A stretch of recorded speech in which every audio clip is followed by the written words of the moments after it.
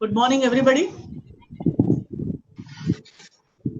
Good morning, ma'am. Good morning. Yeah.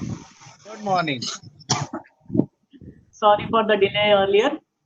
So I was talking, the progress of any country depends on how much importance is given to science and technology development, how much budget is allocated to science and technology.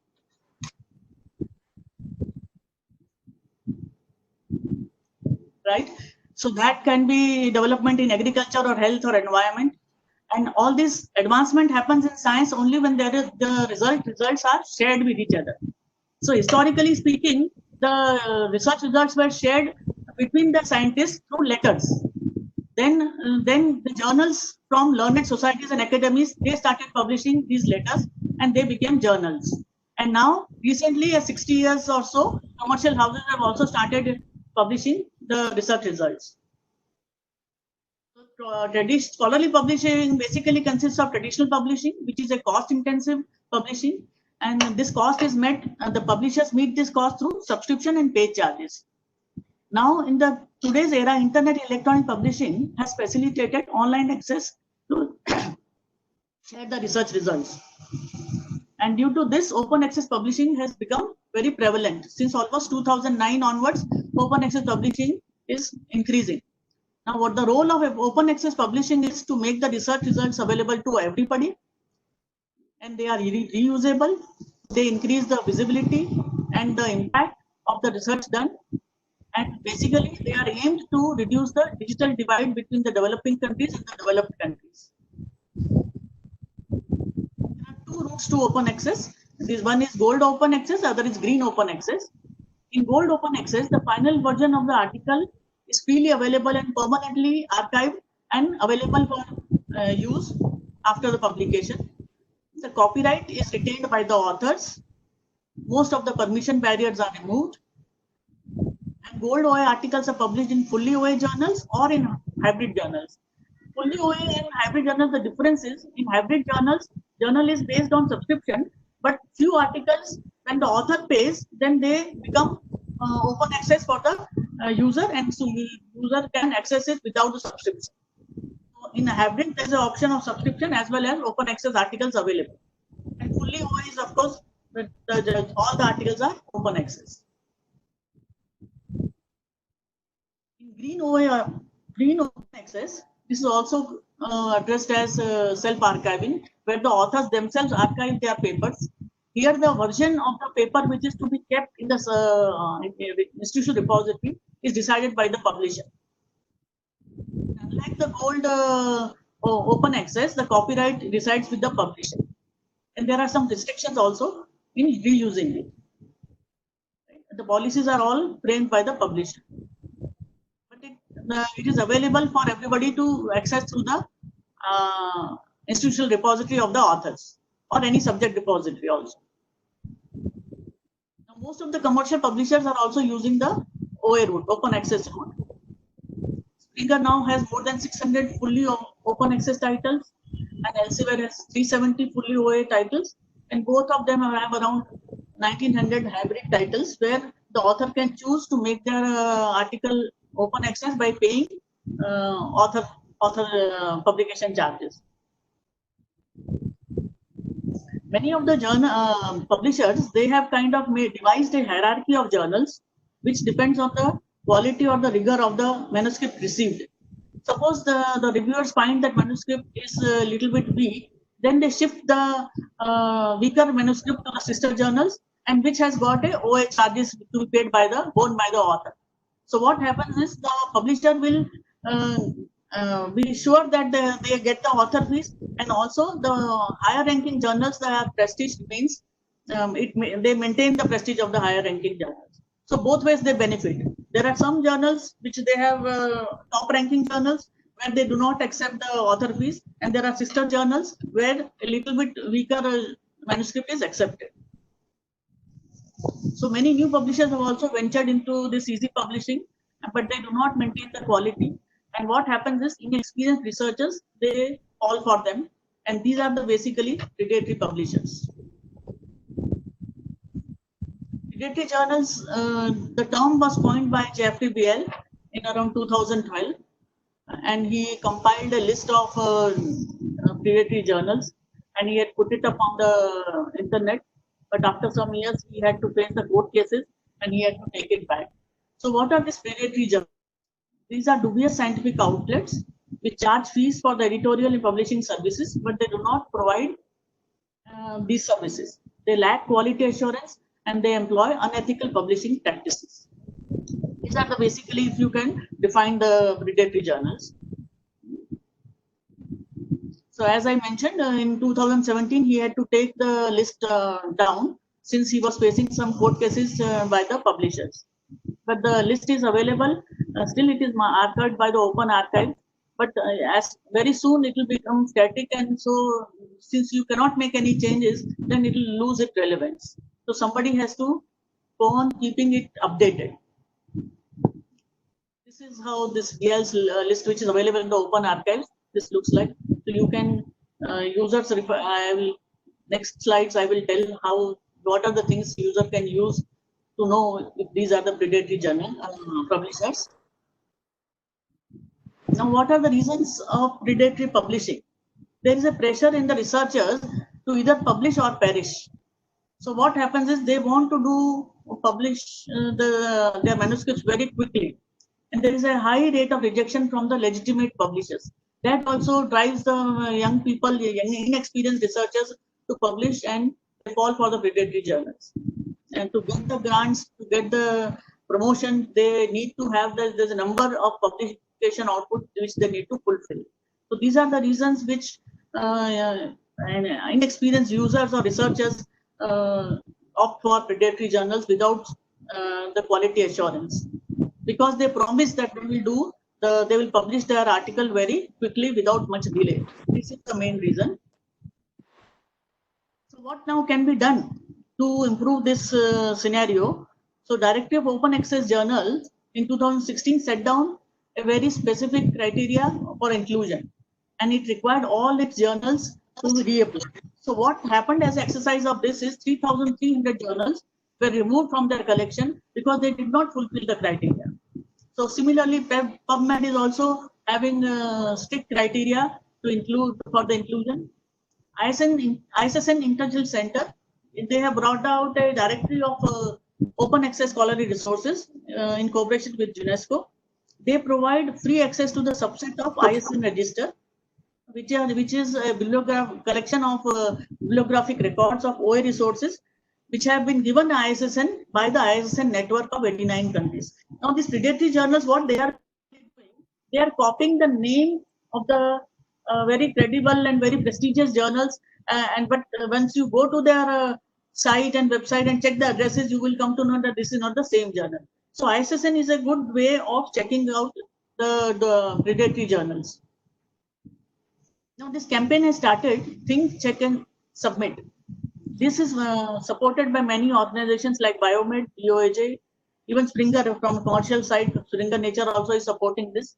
So these publishers are supporting this campaign where this is the site for Think, Check and Submit. A video is there for the authors and they guide how to check the predatory publishers before submitting their manuscript.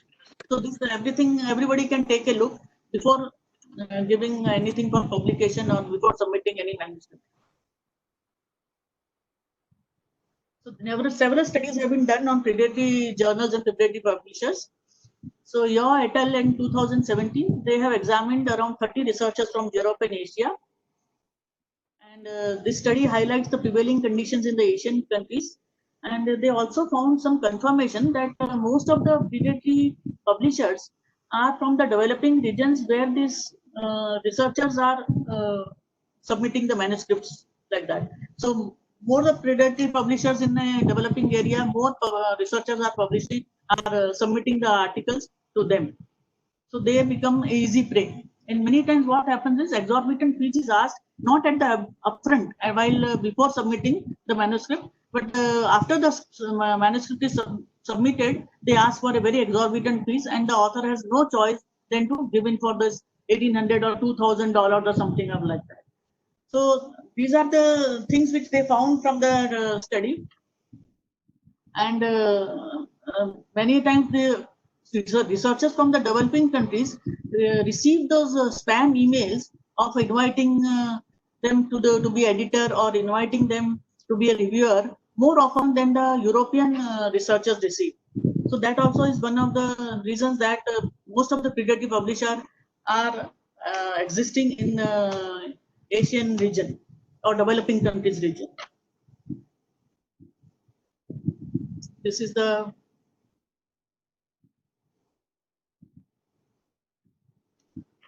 paper title, Ethical and Predatory Publishing, Experiences of the Perceptions of the Researchers. Now, another study was done. Are these predatory journals, do they have an impact if we published our articles in predatory journals? Are we cited? Do these predatory journals have any impact?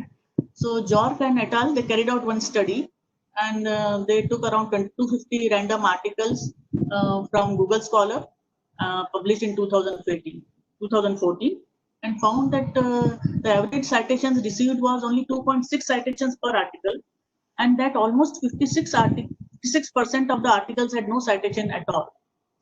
And when you compare this with a random sample of articles from Scopus, which consists of almost 25,000 journals, reviewed journals, there's an average of 18.1 citations per article, and only 9% articles did not receive any citation. So they concluded in this study that the articles published in the predatory journals, they do not have much impact. So why to publish in such journals? So that is what researchers have to take home, that point, that we need not publish in these journals because they do not carry any impact. This is the title of that paper. How frequently are the articles in predatory journals cited? Now, on the publishing landscape, there are white lists of legitimate journals and blacklists of predatory journals. A study has been carried out by Stinzal, where they comprehensively examined the two lists, white lists and two black lists. So DOAJ is a white list, plus there's a Cabell's white list, and BL's list is openly available on the internet, which is a blacklist, and Cabell's blacklist. Now, Cabell, they have both the whitelist and blacklist of Cabell are available only by subscription. So, suppose any researcher wants to check out, they can check out if a publisher or journal is available in DOAJ, or they can check out the blacklist whether they are available in the BL's list. It is not foolproof, but these are the points to start with. With Cabell whitelist and Cabell blacklist, you need a subscription to go through those two lists. So this is the coverage they have covered.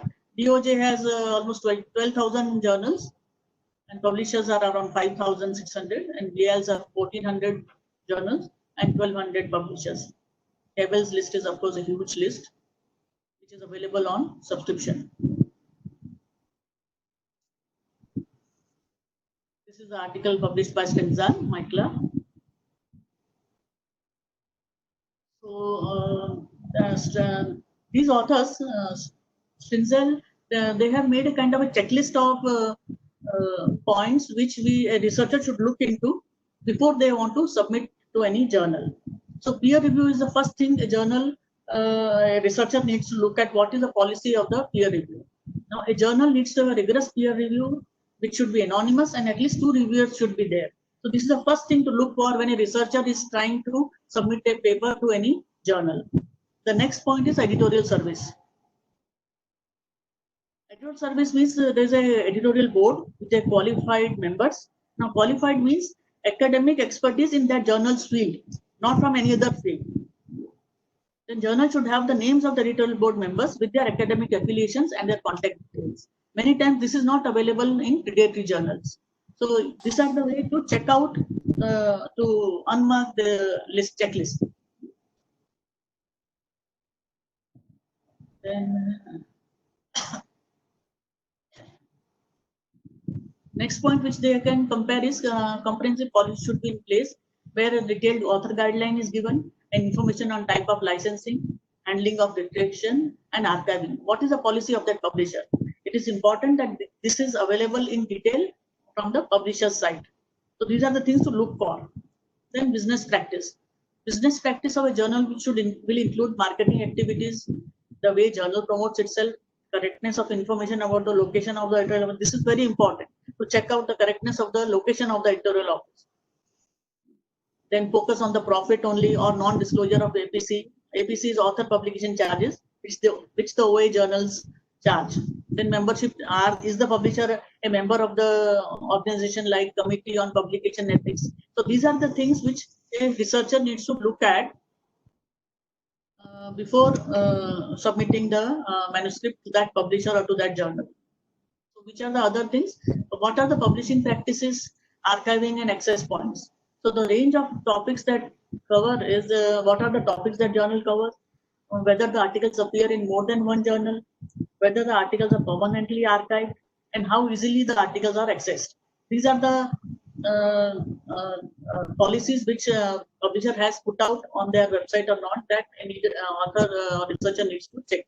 In addition, when suppose a person sees that there are multiple papers by the same authors, or the publication by the editor is there, or there's no publication by the editorial board member, so this indicates that this is not a very good publisher and indicates bad publishing practices.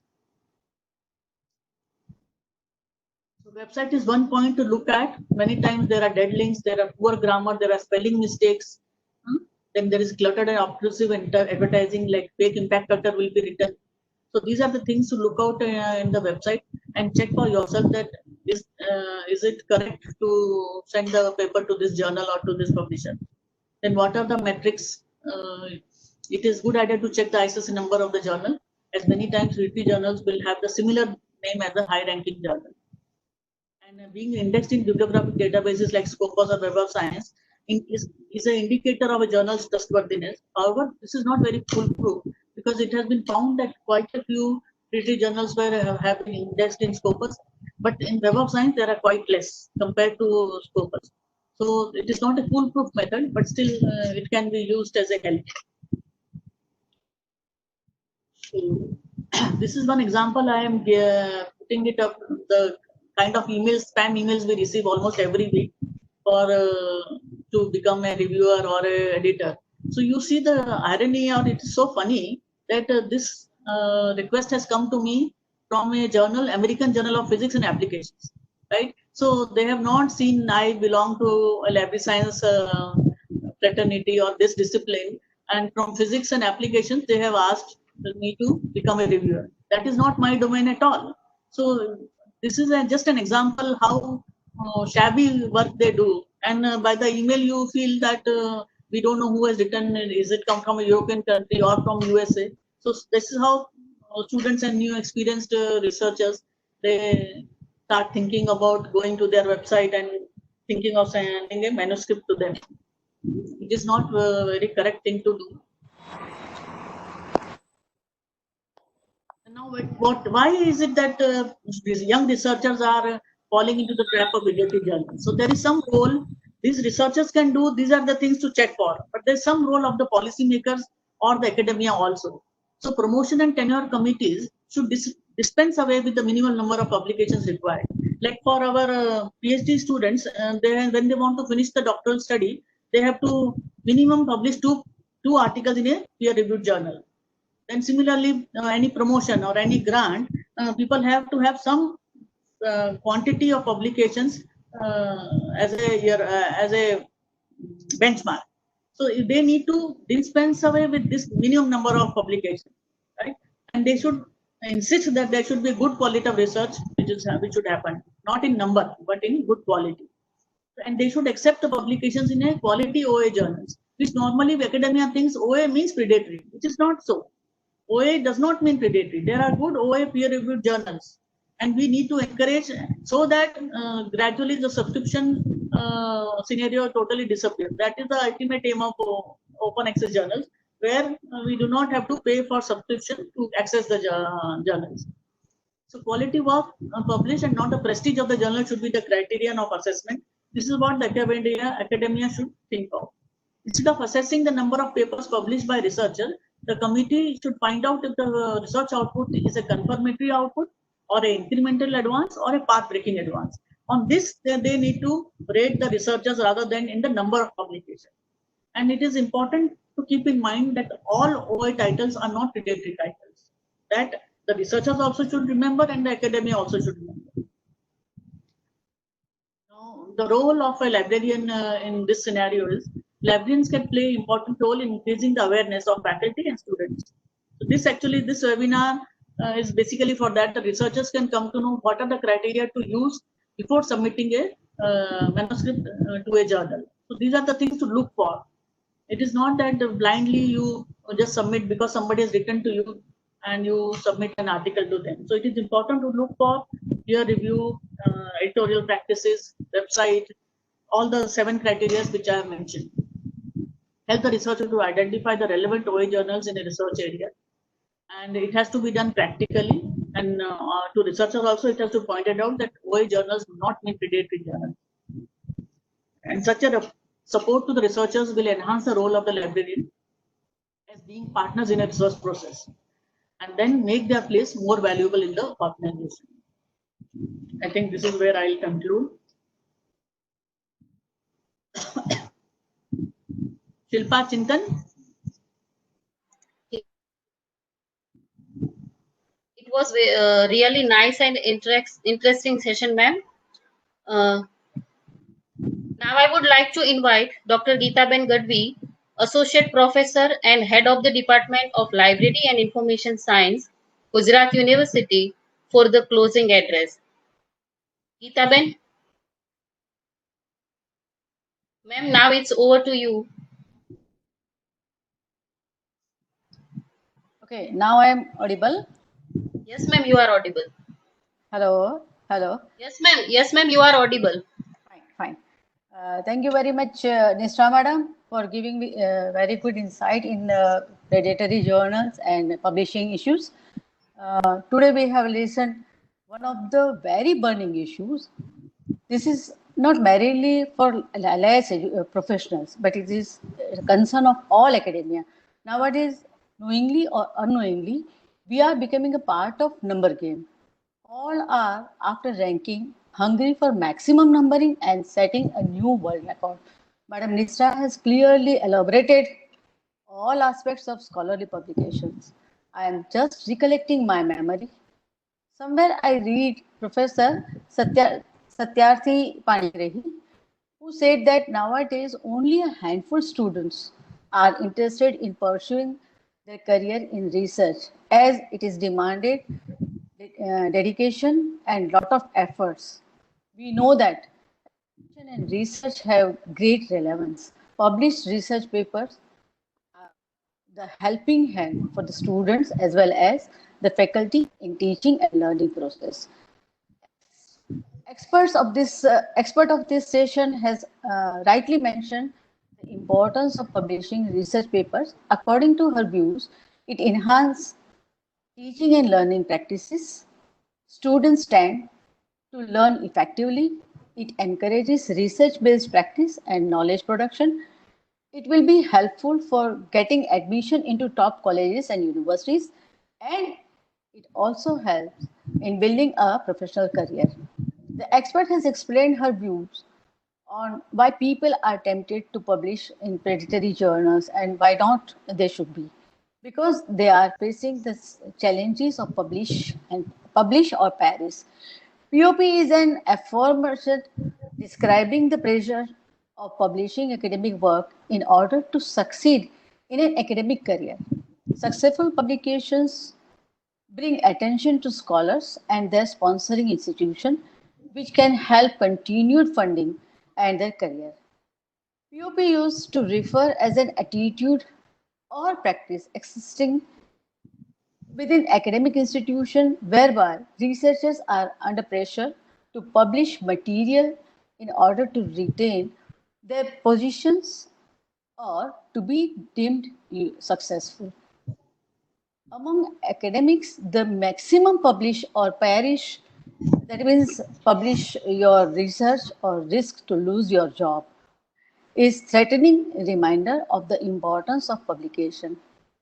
In spite this pessimism, the phrase makes important points. They are publishing findings, hypotheses, theories, and the lines of reasoning and evidence relevant to them. The scientific community can only fulfill this role of fact checker, visionary, whistleblower, and cheerleader if it has trusted information about the work of community members.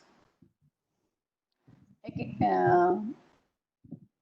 Madam has covered all kind of publication patterns, open access models, and also steps to be considered by publishing. Overall, it is nice and enriching presentation. Thank you, Mr. Madam, for your wonderful and informative talk.